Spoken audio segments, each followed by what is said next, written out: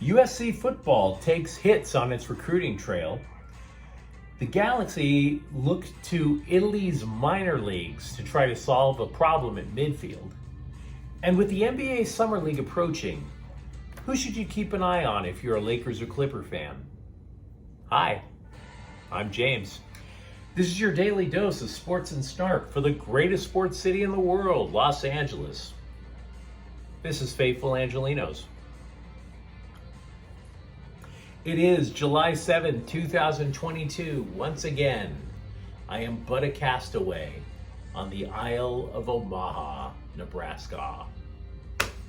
I hate this town. I can't wait to find another work assignment. But what the hell, let's talk sports while we have the chance. If you'd like the content we put out for the last 4 months, clickety-clack the like button. Clickety-clack the subscribe button. There's a notifications bell. Hit that. Because we put out new videos every day between 9 and 10 a.m. It'll let you know it's there. Sharing is caring. Let people know we exist. And by all means, comment. I am so tired of hearing hillbillies, man. I want real people in my feed for a change.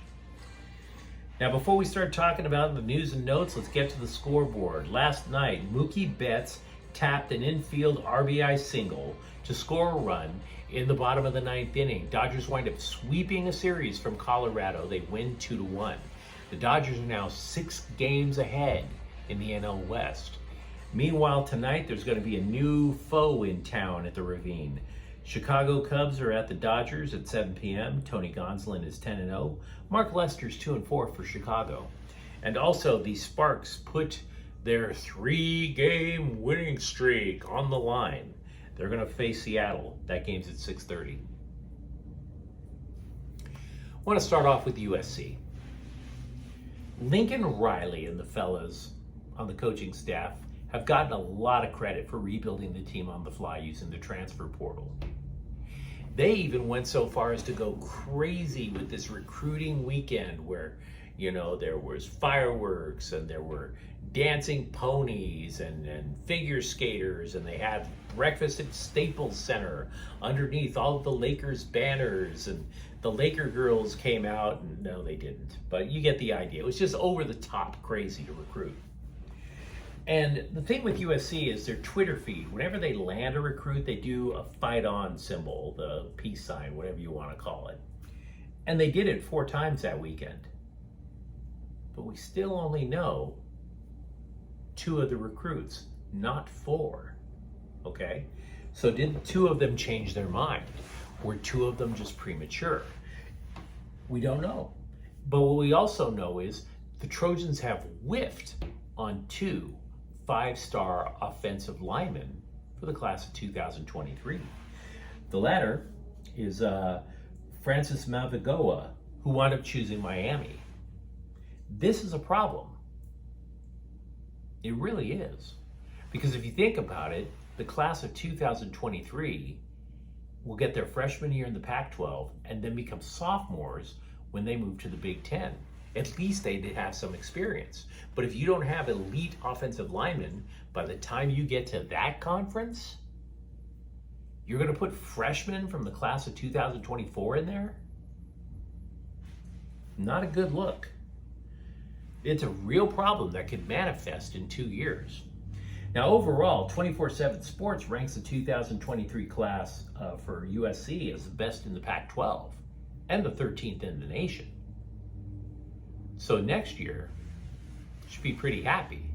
2 years from now? I don't know.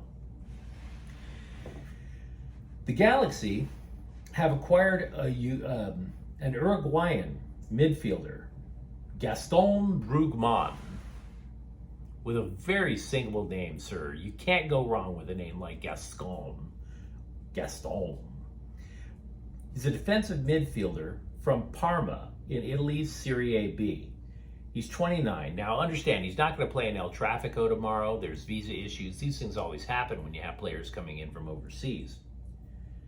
But how optimistic should Galaxy fans be?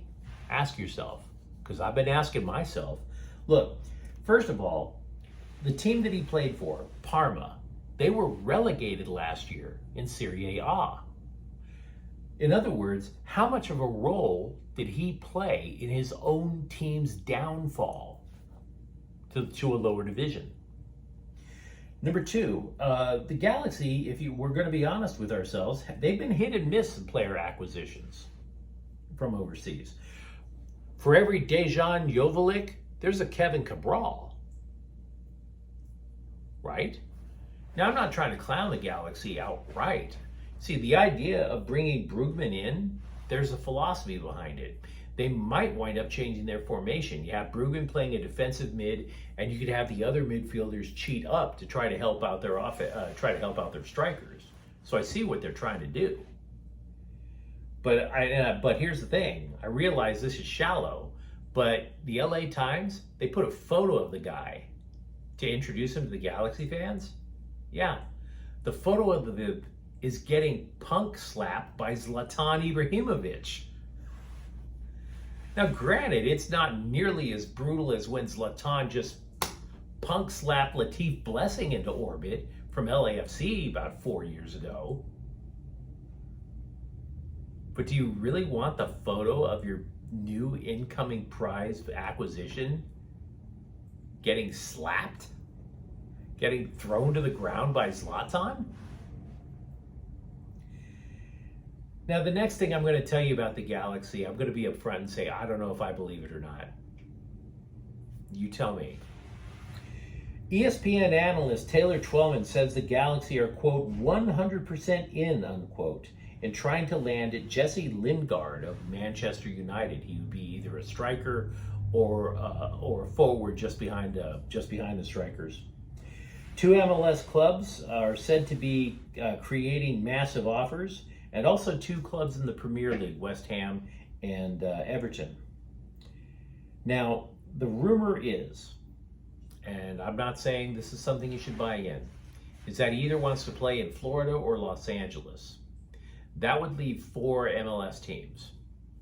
Inter Miami already said we're not in.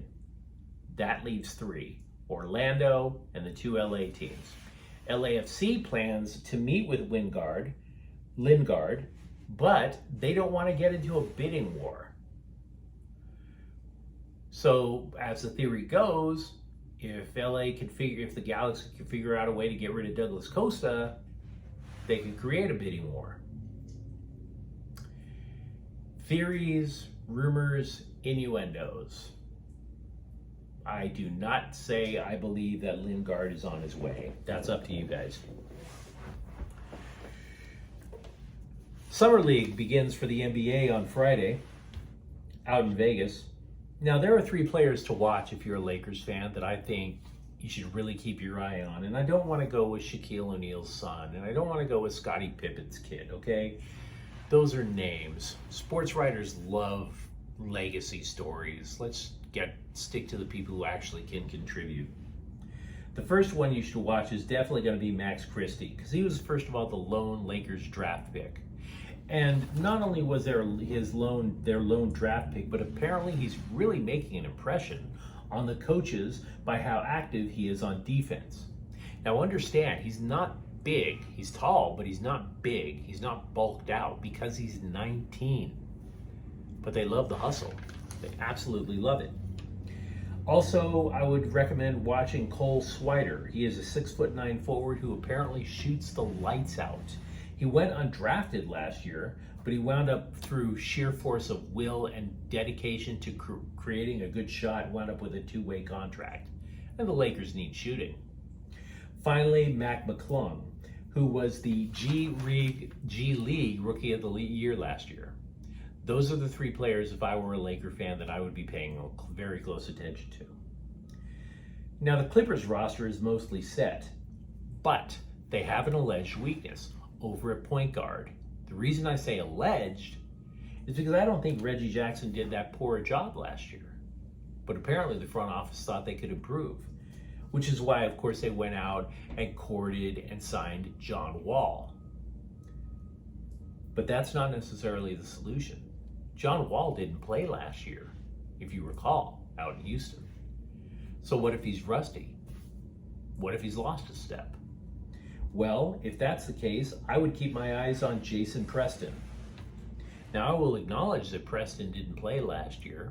He got hurt, injured his foot, but the coaching staff just absolutely fawns over the kid's work ethic. And you would figure that his curve to return to health is probably going to be shorter than John Wall's.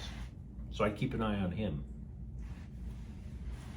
Stop me if you've heard this before, but the Dodgers sent Ryan Pepio, optioned him back to the minors. That poor guy. I think the only thing that could be worse than flying to Omaha would be Oklahoma City, and he's just going back and forth, no questions asked. Also, the Dodgers put Chris Taylor on the IL. He's got a broken left foot. As a result, the Dodgers call up the utility man Zach McKinstry and relief pitcher Caleb Ferguson. He's now off the injured list. He's back with the big club. Speaking of injured relievers, Craig Kimbrell's CT scan came out negative. It's clean. So he's back with the club as well. ESPN projects the Rams' Bobby Evans as the potential odd man out for the roster. The reason I bring it up is that's the second media outlet to make that prediction. And the reason is because he lost his job at starting right guard last year. And then, of course, the Rams go out, and what do? They draft a right guard in Logan Bruss. So, Bobby Evans, better hope you have a good training camp, dude. Meanwhile, ESPN also thinks Joshua Kelly will have a hard time making the Chargers. Kelly was a former fourth-round draft pick, but he carried the ball only 33 times last year. And then, of course, the Bolts draft Isaiah Spiller. So, Kelly's spot might be a little extraneous as well. Now, you might be saying, James, I'm a huge Puck fan and the NBA draft is tonight. And I'm a huge Puck fan too. Love the Kings. They don't have a first-round pick. They traded it away as part of the deal to get to lure Kevin Fiala from Minnesota. So I also don't know of any chatter that I've seen about LA trying to deal back into the first round. So if you're a Kings fan, enjoy watching the Ducks pick and laugh your ass off over how long it's going to take for the Ducks to be relevant again. By the way, final note for the Kings, the season opener will be against Las Vegas on October 11th. I wonder where I'll be October 11th. If it's in the Midwest, put the bullet right here for me, guys. Thanks. By the way, if you enjoyed today's broadcast, don't forget to like and subscribe to Faithful Angelenos. We are trying to build something here for LA sports. I'm James. Thank you for watching. We'll be back tomorrow. Faithful Angelenos is a Kian Corte El Queso production. Take care.